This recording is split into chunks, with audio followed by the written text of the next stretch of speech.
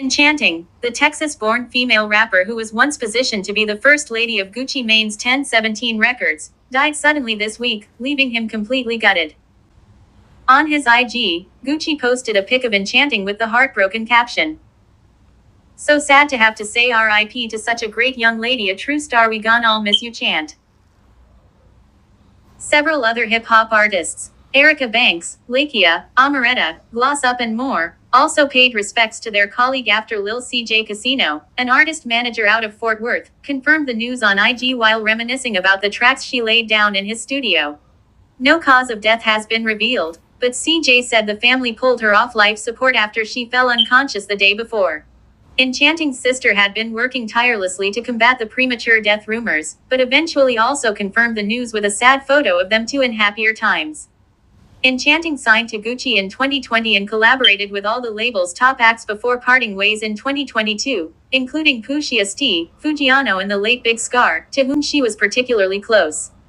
There's been some chatter about Gucci's artists either running into trouble, or in this case, losing their life, and while there's been a bit of backlash dialogue about this, his wife came to his defense, saying he simply signs people hoping to give them a better life.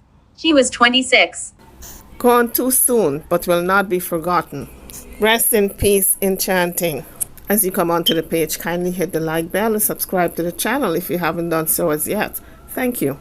Diddy scrubbed his Instagram this week, including his on-camera apology over the Cassie video, and while some think it's a diss, we're told there's no subliminal messaging here. At some point late Thursday, Diddy got rid of every single IG post on his page, wiping it completely clean without any explanation, and that includes the video he posted where he addressed the brutal video of him beating his then-girlfriend.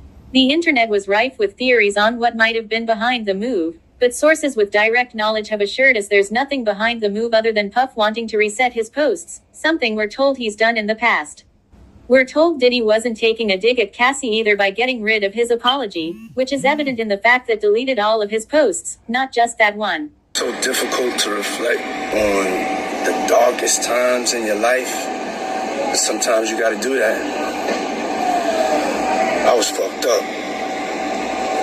I hit rock bottom, but I made no excuses. My behavior on that video is inexcusable. I take full responsibility for my actions in that video. I'm disgusted. I was disgusted then when I did it. I'm disgusted now. I went and I sought out professional help. I had to go into therapy and go into rehab. Had to ask God for his mercy and grace. I'm so sorry. But I'm committed to be a better man each and every day. I'm not asking for forgiveness. I'm truly sorry. TMZ has obtained the police report tied to Justin Timberlake's arrest, and the cops spell out exactly what they say they saw while Justin was on the road. Per the doc, Sag Harbor police say they first spotted Justin after he blew past a stop sign a little more than half a mile away from the American Hotel, where he left a get-together with friends. Cops say that's when they started following Justin, at which point they claim he failed to stay in a straight line on the road, tailing him for about another half-mile before they finally hit the lights. Justin was eventually pulled over at an intersection, which is in a residential area, mind you, and at that point, cops say they suspected he was under the influence. The signs that cops cite for their determination: bloodshot glassy eyes, a strong odor of an alcoholic beverage emanating from his breath, unable to divide attention, slowed speech, unsteady of foot, and cops go on to say he performed poorly on all field sobriety tests. One last thing, cops claim Justin said, "I had one martini and I followed my friends home." There's no mention of Justin's friends intervening in this police report, but we're told friends of his attempted to intervene during this stop, asking them to cut him a break. TMZ has obtained new photos of Justin leaving the police station there in Sag Harbor, and from the looks of it, JT is pretty relaxed considering everything he went through. One photo shows Justin walking by a police cruiser, and he's rocking a casual fit, a ball cap and shades, and on the face of it, there's no outward distress in his demeanor. Another photo shows JT and his attorney apparently leaving the courthouse through what looks to be a back garage of some sort. You can see his lawyer holding a briefcase and leading Justin out of the building upon his release.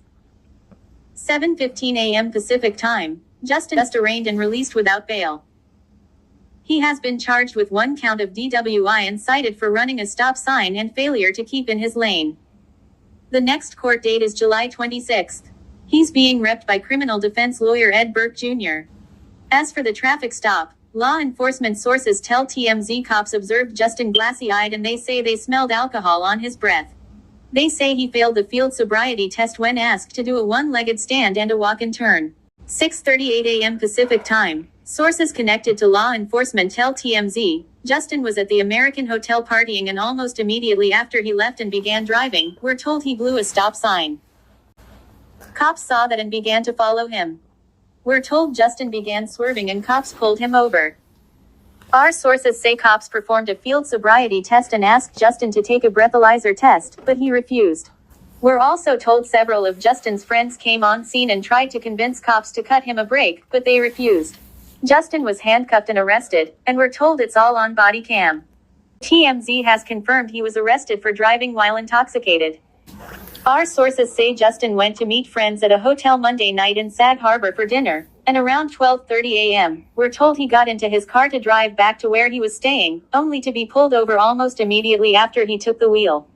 In any case, someone connected to Justin tells TMZ it involved some sort of traffic violation, but police tell us they don't take people into custody for garden variety traffic offenses. Justin is currently on tour with his next show scheduled for Friday and Saturday in Chicago. We've reached out to his camp for comment. So far, no word back. So it was reported that someone tipped off the cops because they didn't want him driving drunk, and that's how come he got picked up. Justin Timberlake tip. Someone called cops from hotel to report singer might get behind wheel before DWI bust, source says. Someone at the swanky Hamptons hotel where Justin Timberlake was downing cocktails before his DWI arrest called cops because they were concerned he would get behind the wheel, a local eatery owner says.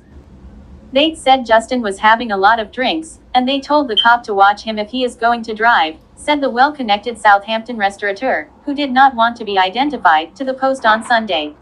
The local businessman did not specify whether the caller was an employee or patron of Sag Harbor's American Hotel, including whether they were from Timberlake's own party, in order to shield their anonymity. The 43-year-old superstar singer ended up hopping in his gray 2025 BMW after the partying at Sag Harbor's American Hotel, and was promptly stopped by a young cop who gave him a warning, thinking that would be enough to keep him off the road, a local law enforcement source previously told the Post. But a few minutes later, the same cop spotted Timberlake still in the BMW's driver's seat, only this time the singer had allegedly blown through a stop sign and was weaving out of his lane. He reeked of alcohol and had bloodshot eyes, miserably failed several roadside sobriety tests and was busted, cops said. Neither the American, Sag Harbor cops nor Timberlake's publicist immediately responded to Post question Sunday. His attorney, Eddie Burke, said he had no comment at this time. The restaurateur's source said he believes that the Crimea River crooner was mistreated in the embarrassing incident, which made worldwide news. He was definitely treated unfairly, the source said. Hindsight is 2020. By calling to get Justin pulled over, might have just saved his life. So as far as I'm concerned, that's not unfair treatment. That's keeping him safe as well as pedestrians. Everyone drives through that stop sign when no one is there, the source claimed, noting that Timberlake, a 10-time Grammy winner and married dad of 2 young boys, was a Hamptons regular who has frequented his establishments many times over the years. He was always a gentleman, the restaurateur said of the star. People always recognize him, and they ask him for a picture, and he always says yes. He has the hat pulled down and the sunglasses, so it's hard to recognize him, but some people do. He's not like Leonardo DiCaprio. Leo does not like to be recognized, and he will even curse.